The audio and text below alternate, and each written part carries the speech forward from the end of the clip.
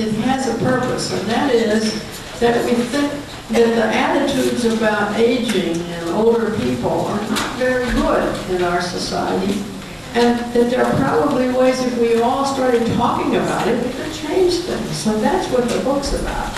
It's about how we grow older, living every day, and how do we change things. And so we're counting on your help when we get finished to talk about how one might move things along.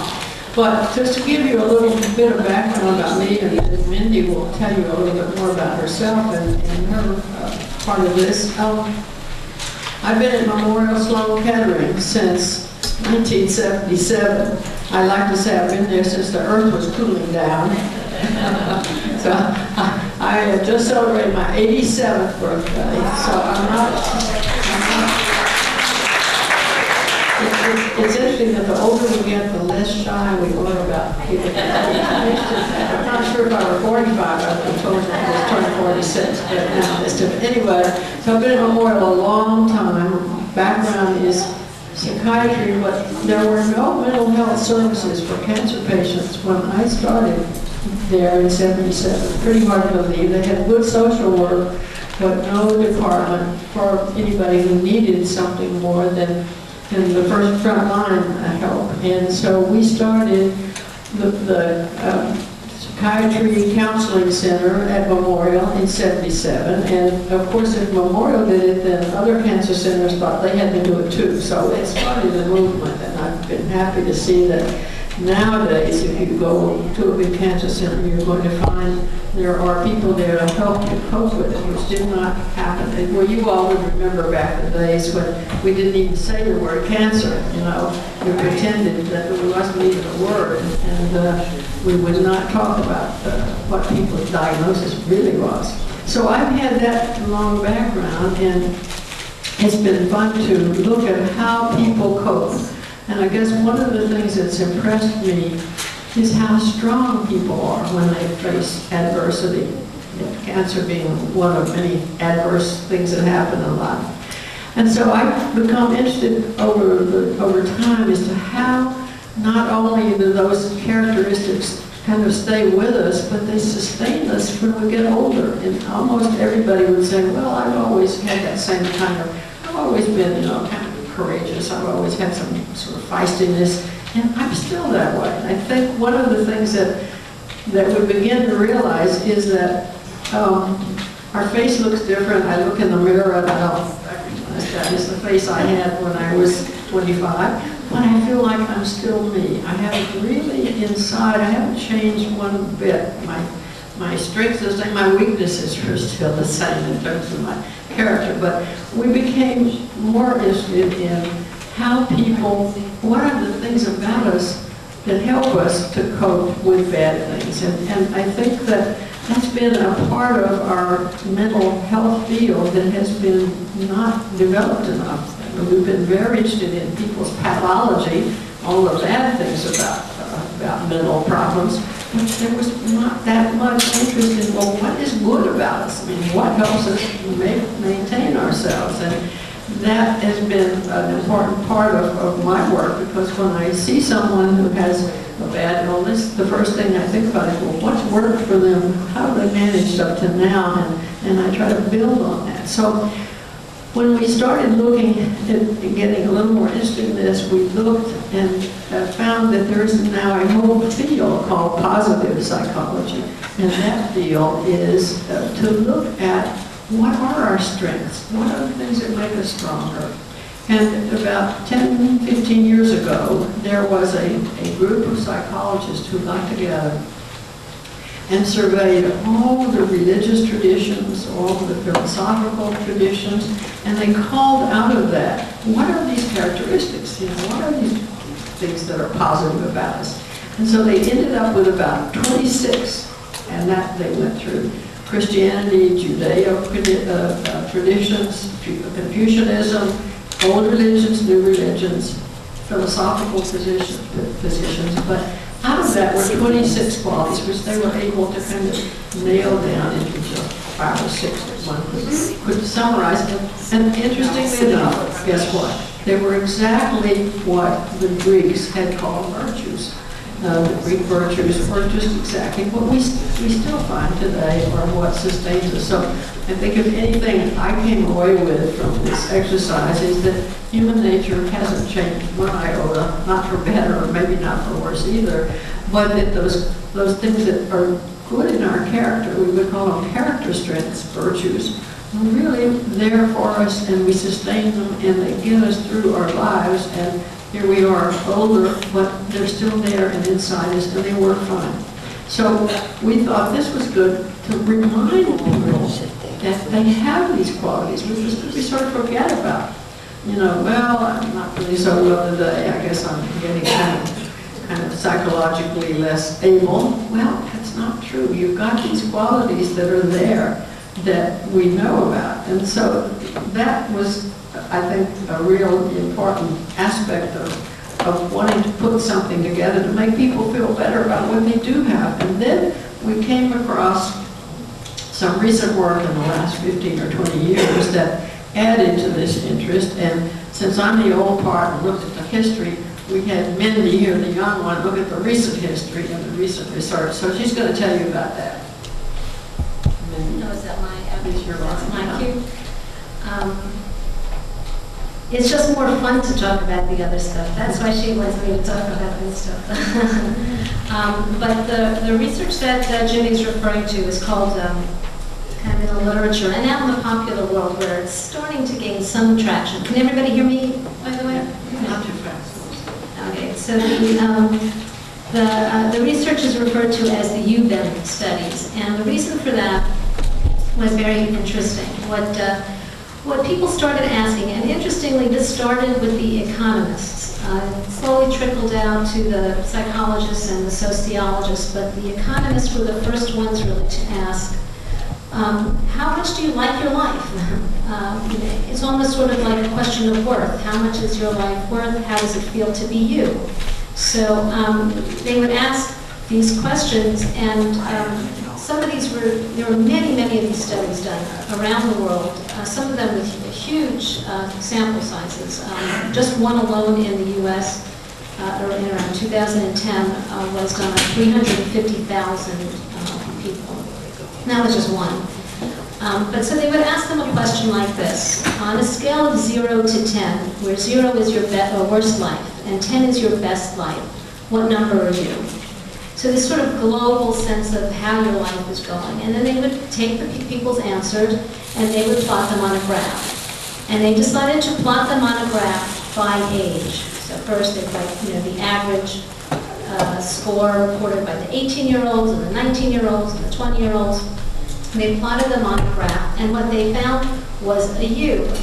Well-being through the lifespan goes in the shape of a U. When you're 18, you're picking a pretty high number. Life is just fabulous. The world is your oyster. So many things you're going to do to the world. Just, let me at them. So the first surprise was, as you plot by age, that level of well-being that people report goes down and keeps going down and keeps going down.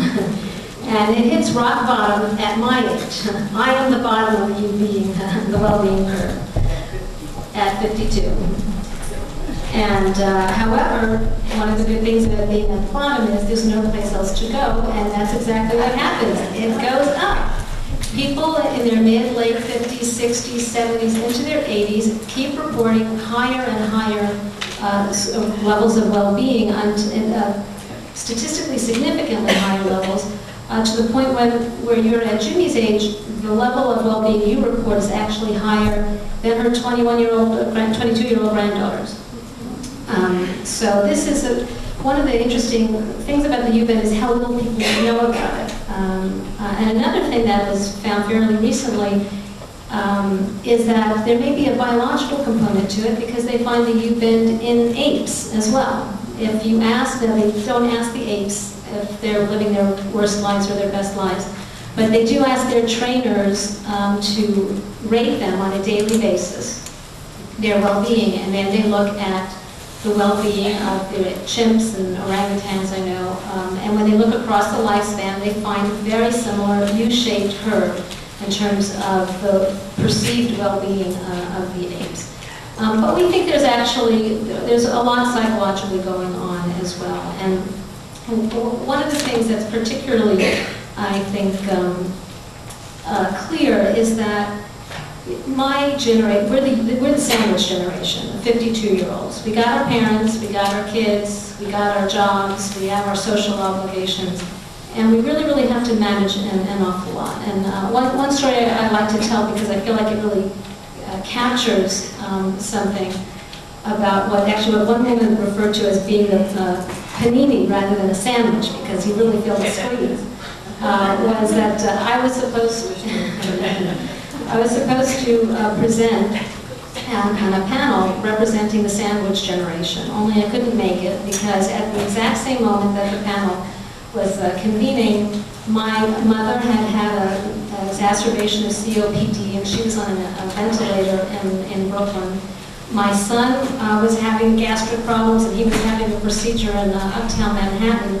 And there was 3 places at once that I couldn't be. And I told the organizer of the event, I'm really sorry, I'm not going to be able to make it. But basically, why don't you just tell everybody why I'm not there? And that pretty much sums up everything I was going to say anyway. So it's a very stressful time, but I think on top of the stress that we have is this feeling that it's all downhill from here. This notion that aging is a terrible thing and everything is just going to keep getting worse and worse. And that's a heavier load to have to deal with as well. So the notion that some things actually get better, and maybe a lot of things, that are actually important to you might get better. And so part of the impetus for writing the book, I think, was sort of twofold.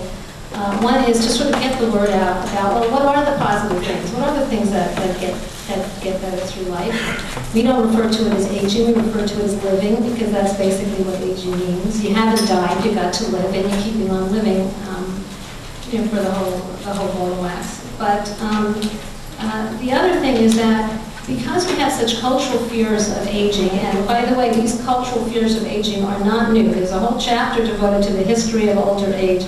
And we got nothing on the ancient Greeks. We think we're nasty. They're much nastier. And in 44 BC, Cicero wrote a wonderful essay called The Essay on Old Age, where he talks about all the kinds of ageism going on. In 44 BC, it could be written about in AARP today.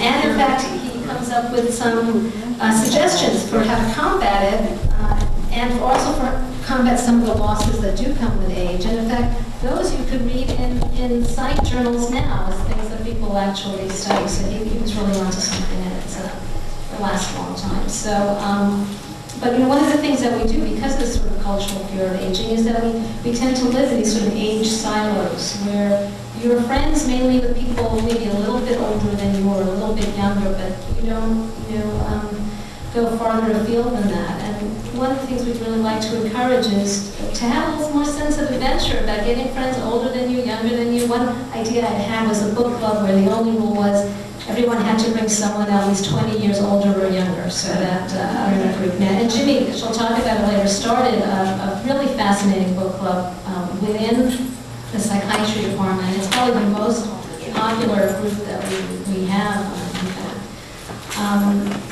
So we really want to break through out of these silos, and also remember that aging is a continuum.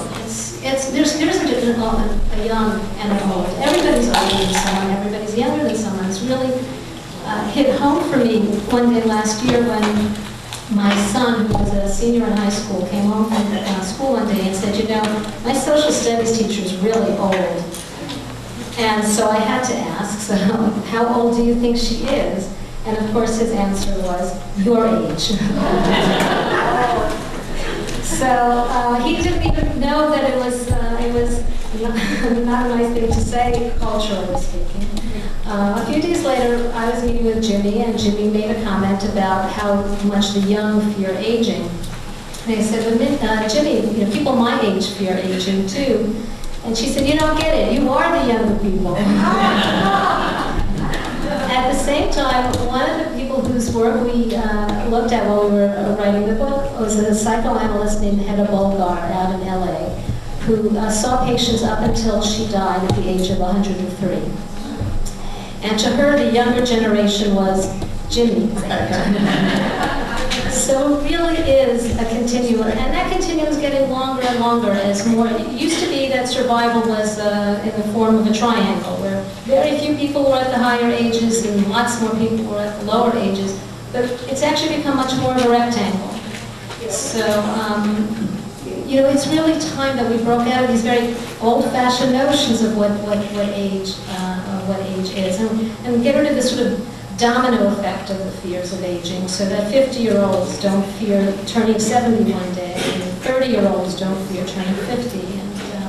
And some of us, especially Jimmie and I, we work a lot, Jimmie really a lot, with cancer, and I'm a 2-time cancer survivor myself, and become very, very aware that aging is actually the desirable alternative.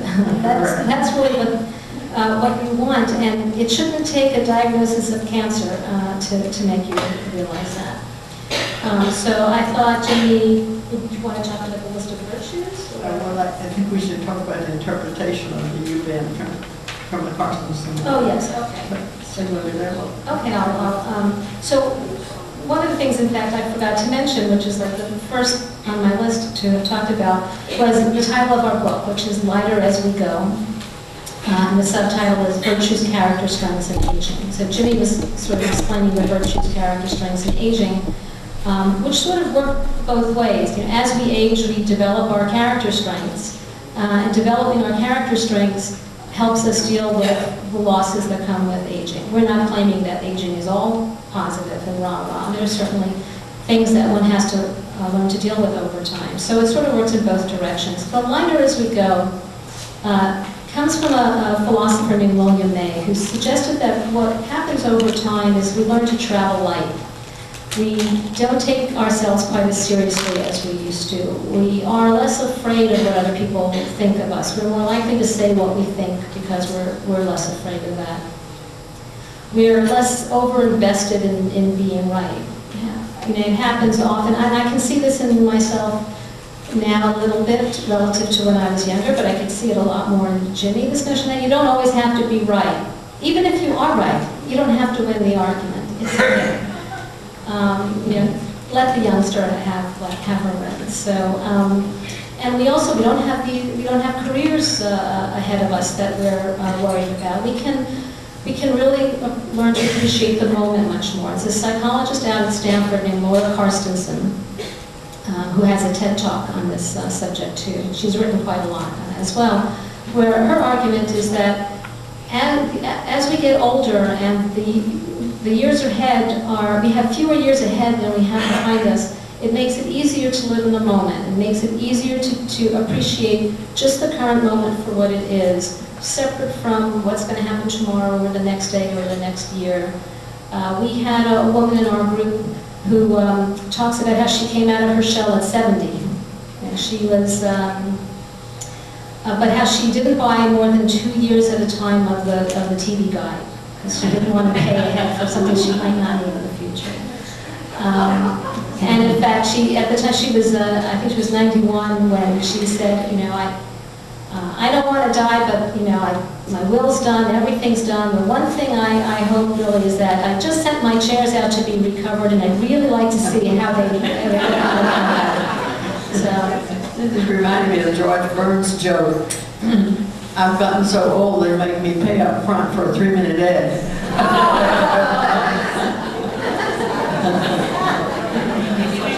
Okay, so yes. Yeah, George Burns, at 100 or so, said, I've gotten so old they make me pay up front for a 3-minute egg. Okay. Or there's also the one about I don't buy green bananas anymore. Well, I think, Mindy, I bet you're all sitting there saying, yeah, but I don't believe that research. It's a lot of nonsense. How could you possibly keep getting better as you get older? And from 50 on up. And so I was thinking, yeah, I see some skepticism in some eyes. I think that it's interesting that probably the reason for this bend is that we perceive life differently when we begin to realize it ain't forever. You know, when you're young, you're pretty sure you're immortal, and it's grow into this wonderful thing that's going on. But by the time 60 or so, you begin to say, wow, well, you know, I guess I am mortal like the rest of these crazy human beings. So I better think a little bit more about what I do every day. I better make the most out of every day.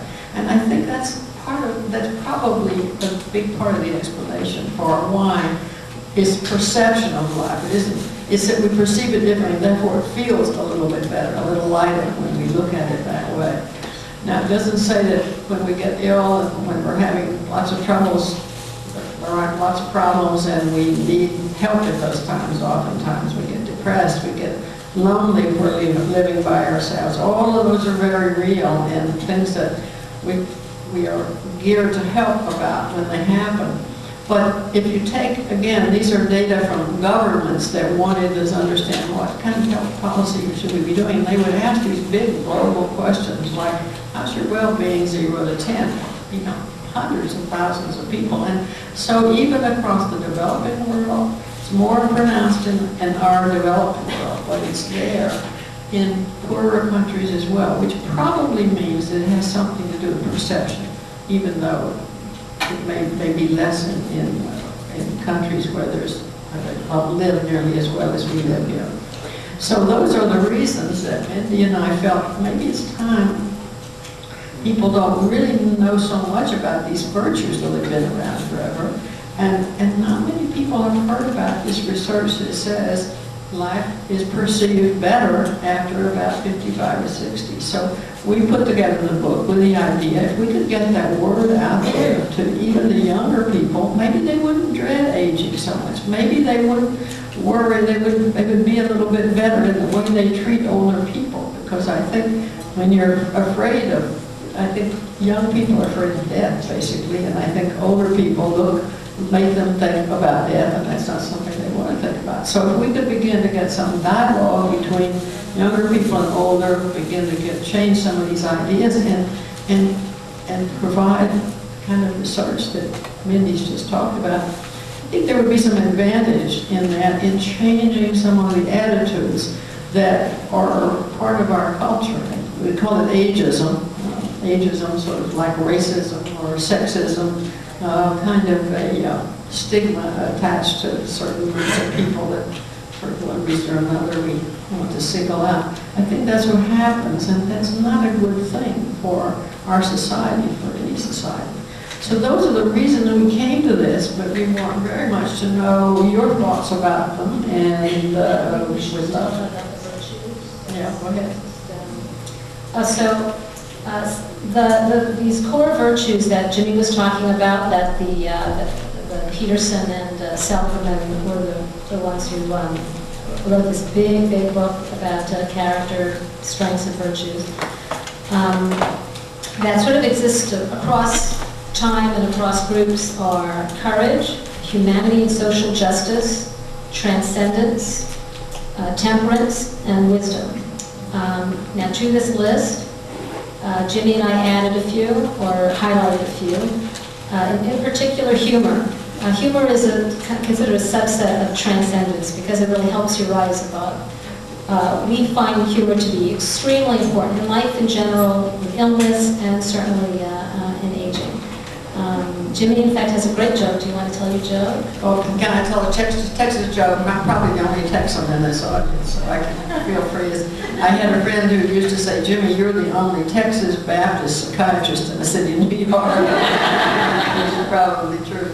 Well, the story is that Mrs. Jones is sitting in the front row, in the front pew in the church, and the minister is telling him about, forgiveness and the way they ought to live. And so he said, well, everybody please raise their hand if they'd like to be forgiven for some way that they've treated someone. And all the hands go up except Mrs. Jones, who sits there primly, just listening. He said, well, why didn't you put your hand up? She says, I've outlived all those bitches.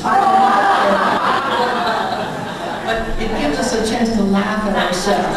I feel as if there are things we can't change about aging. And so we might as well laugh at it. There's another wonderful story of Art Linkletter going to a nursing home.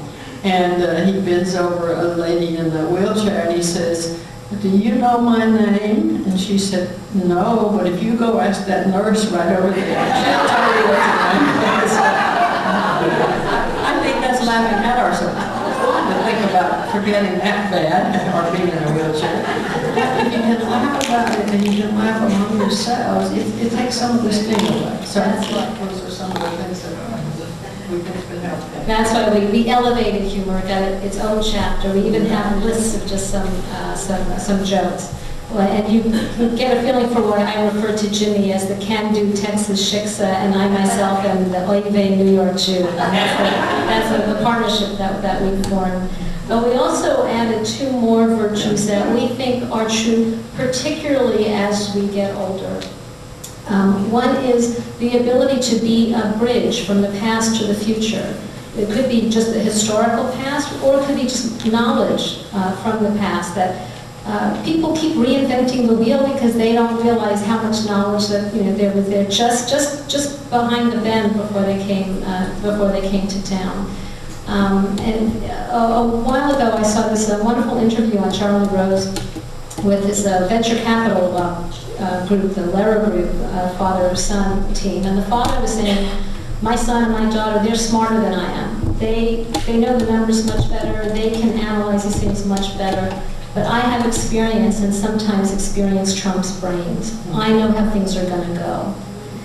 And they've made a marvelous partnership, very successful partnership by pooling their resources doing that. And the psychiatrist George Valiant, he described kind of late midlife through old age as a time when we're keepers of the meaning, where there are certain values that we've learned from society as we've moved along, and we help keep those values alive for future generations, for even if we're not around anymore, those values, those thoughts, those special things will still be there, and our proteges and our grandchildren and the younger generation can learn a lot from getting that from us. And the other one is learning to appreciate the whole life cycle, including its end, including the ways in which we learn to live in the now, for instance, when you don't have a long time. Although these days, a short time can actually be a long time. If, we live longer, for sure. There are 70-year-olds who were not expecting to be around 35 years later, and they are. So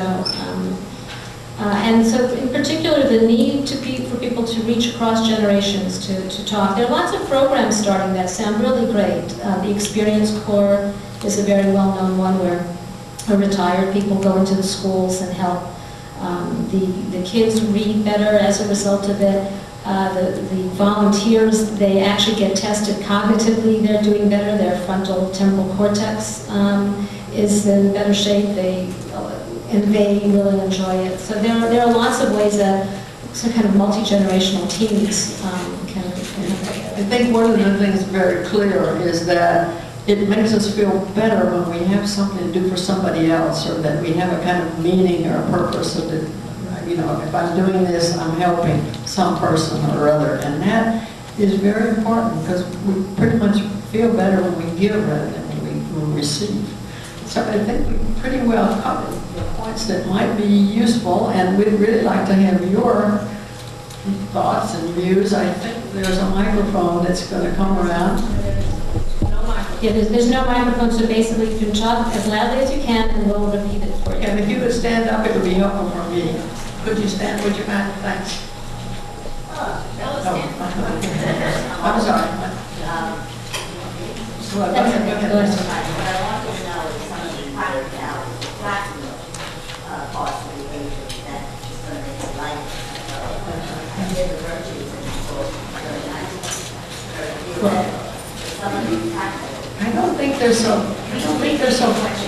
Oh yes. The question is, where's the practicality of this? You're giving us a lot of theory up there, and we want to know practically what would you do? Well, I'm a Baptist. Count your blessings. I think one of the things helps is that when you got no money, you think, wow, what's it worth getting up in the morning for? I'm so glad I'm going to go write that book. I'm going to go write a poem. I'm going to go next door and fix breakfast for somebody.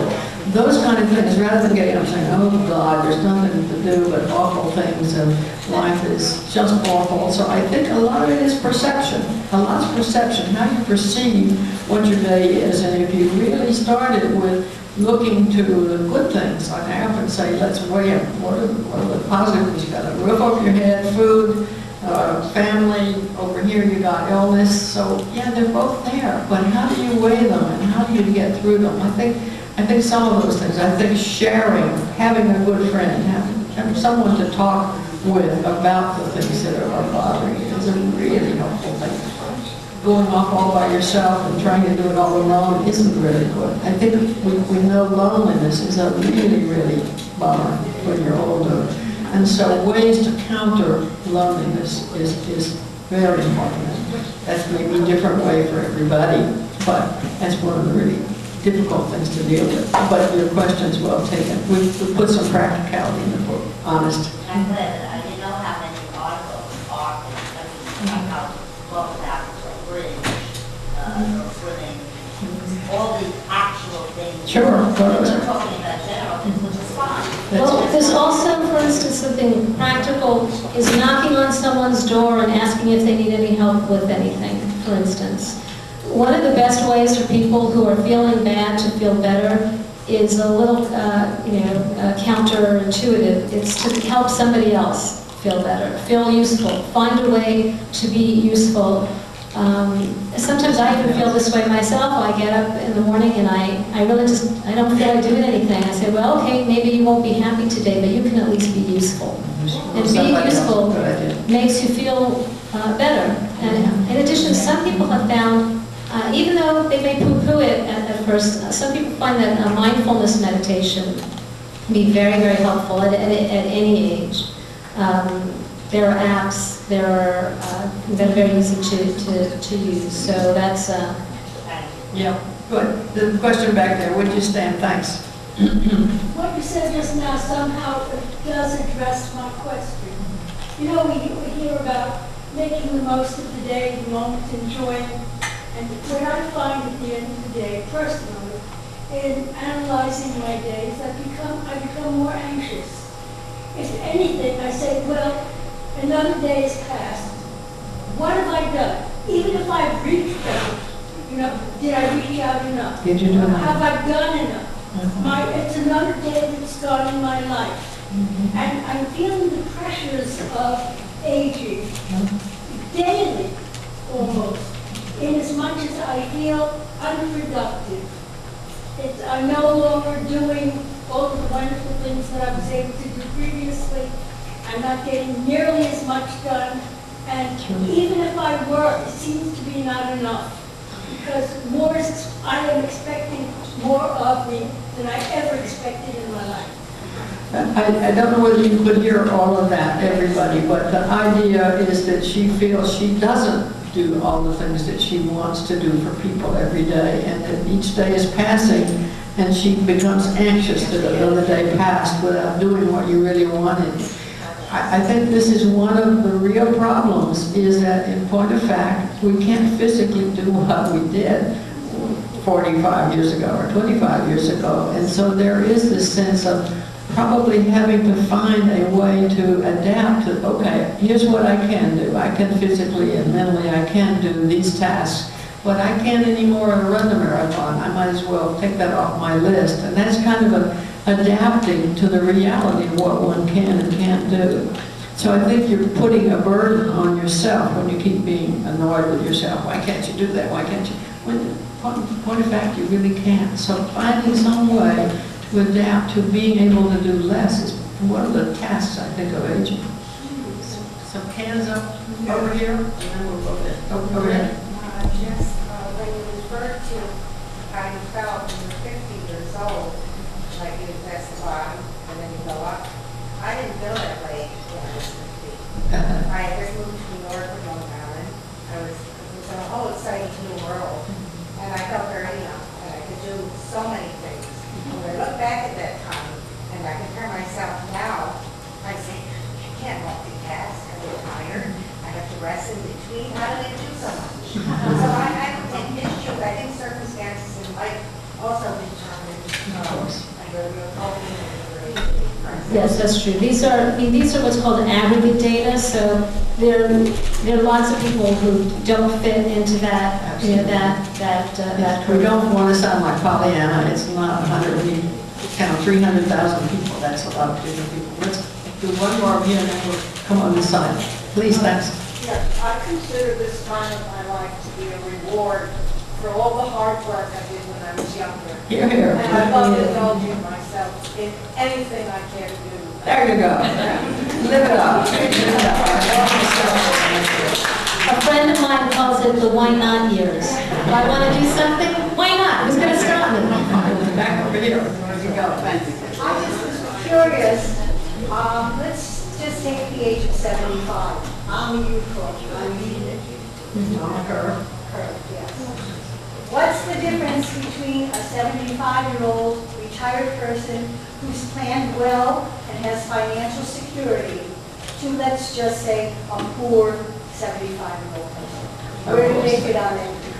Well, you're pointing out, of course, there are big differences if you have a roof over your head and you're living well, that says a lot.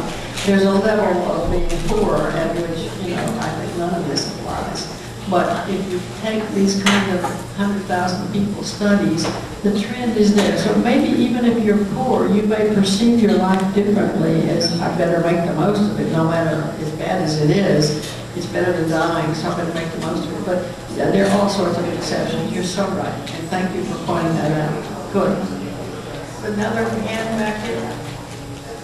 Oops. I thought I saw a hand up. Maybe. Would you stand up? Thank you. Could you stand so we can see you? Yes, Were there significant gender differences in these studies? There were some, in the sense that, the question was, were there significant gender differences? And there were differences. Both genders had the same U-curve, but women had higher well-being than the men.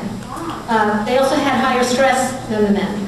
But they were sort of parallel. It's just that women's levels was a little higher, but they had the same pattern. Women, by and large, express emotions a little bit more than men anyways. Might account for that. There's another question here, somewhere. Would you raise your hand? Or would you stand up? Yes, stand up. I do a lot of the things that you talked about. But one of the things that sort of doesn't work is I always volunteered. I always volunteered in my industry, and I always felt like I was getting something out of it. That high that I would get from working on these various projects. I volunteer now, and I like it, but there's no high. There's no great wow moment that comes with this. And it's mostly because, as a senior, the things that they ask you to do don't make that many changes. There's not any big wow moment that comes with this stuff. And I find that it's nice, and I'm giving back to the community, and I hope somebody read, and I hope somebody get pamphlets and things like that, but it makes very little difference. Do you feel like what you do is less valued than when you were younger? I think what I do has a very minimum value. I don't want to say valueless, because somebody's got to read that pamphlet. But it doesn't have the same value when I work. And I can actually help somebody with a career move. I can actually change the tide of the group of people that I was working with. You know, that just isn't there. Well, I think one thing that's changed a lot over time is that people are living a lot longer than they were in the time when 65 was determined to be the the cutoff for retirement. And you talk about what's called an encore career. You might have lots and lots of years. You want to fill it. You want to contribute, and you want to do stuff. It has an enormous amount of knowledge that you can impart, especially to say you're at some company and there's some newcomers coming in just out of college. Well, they all know a lot more about technology than you, and they'll know a lot more about social media than you, but you'll know a lot more about the way things work. And wouldn't it be great if somehow you could come together and be useful in a new way, in sort of a mentorship kind of way? I think what you're saying is that you don't feel as powerful as you felt before, that the circle you moved in, you felt you had a lot of sway, a lot of power in it, and now you're functioning in a different way where what you're able to do is for one or two people or a different level of things. And again, I think that's adapting to here's what you can do now. Unfortunately, you can't go back to that situation at your job, but there are a lot of things you can do, and to try to find those to be satisfying would be part of the task, I think. Thank you. Yes, okay. Any other questions? Question here. It's not a question, but that is what the why is for. That's why we're here. That is what the Y does, that's right. Part of the why. That's right. It's wonderful that this many people can come out on an afternoon, Monday afternoon, at that, to come to hear things that we're talking about. Living, we say it's living, not aging. Forget that word aging, okay? It's all about living. Yeah, just the other day, I was buying something in a store, I was buying a shampoo, and the young woman behind the counter very helpfully asked, would you like some anti-aging cream? And I said, I'm pro-aging.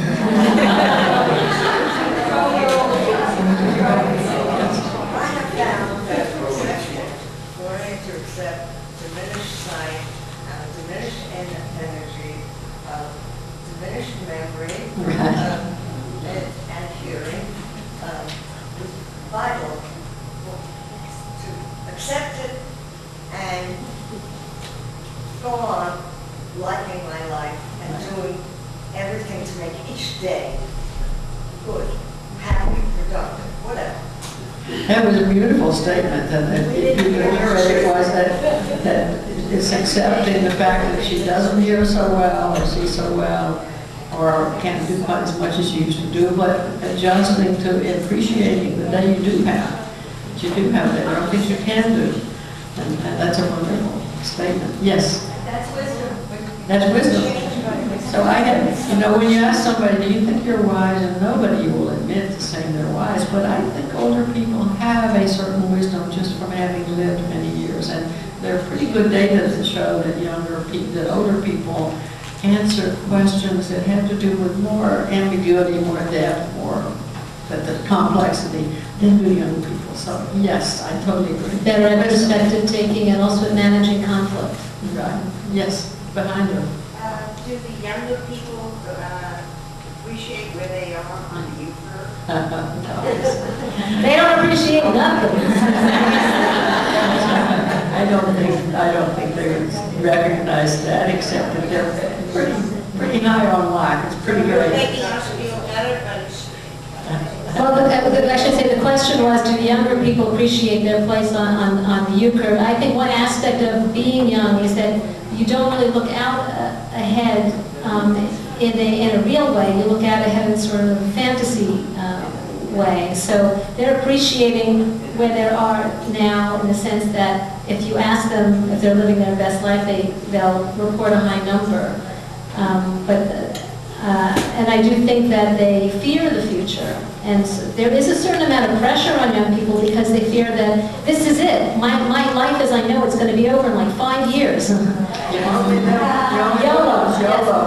You only live once. And so there's a lot of pressure to appreciate your youth because you only have it such a short time. And you're going to be old, like 30.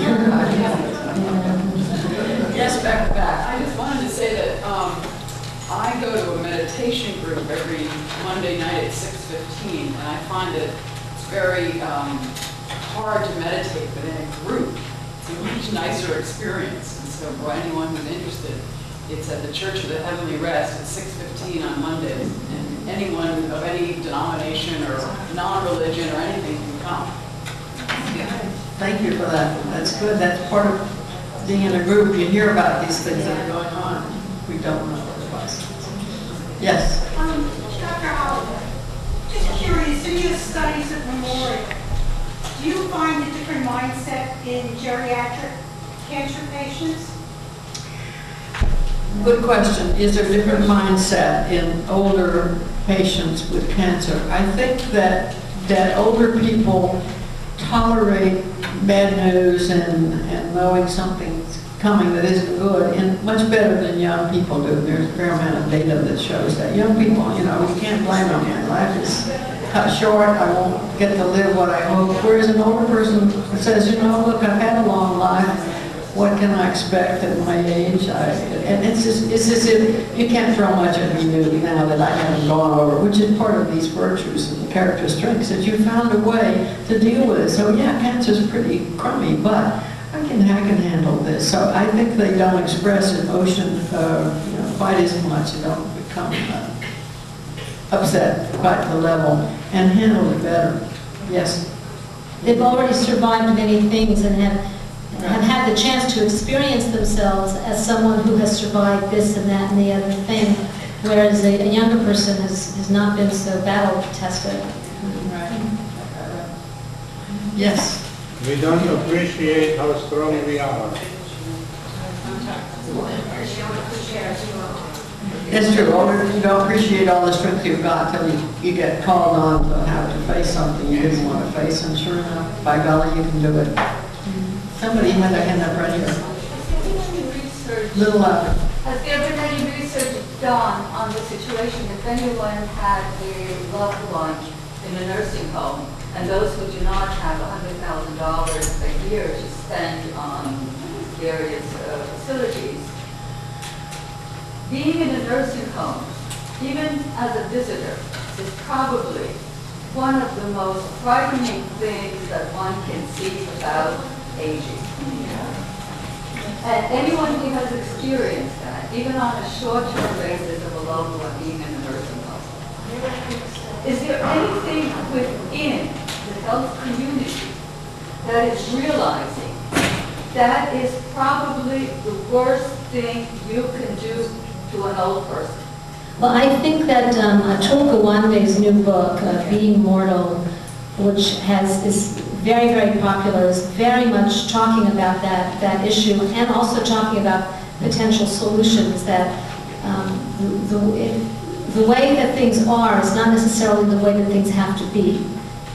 So it can be very disheartening, it can be very upsetting.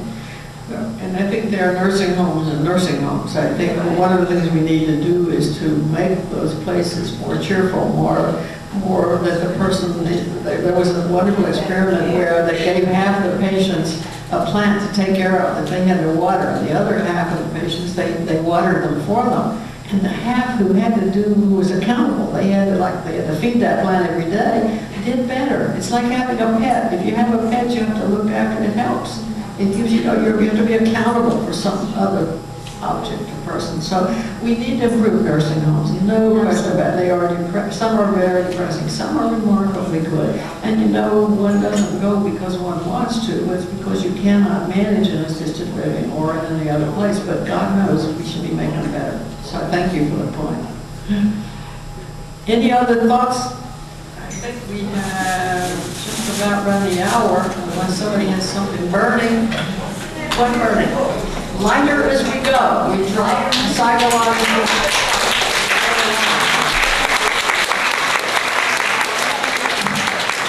So please help me thank Mindy and Jimmie one more time. We do have books for sale, so you can visit me up front, and they will be signing it. Thank you again for coming. They're $27.95, and we'll take credit card or cash. It's getting better at this. It's better than what I saw previously.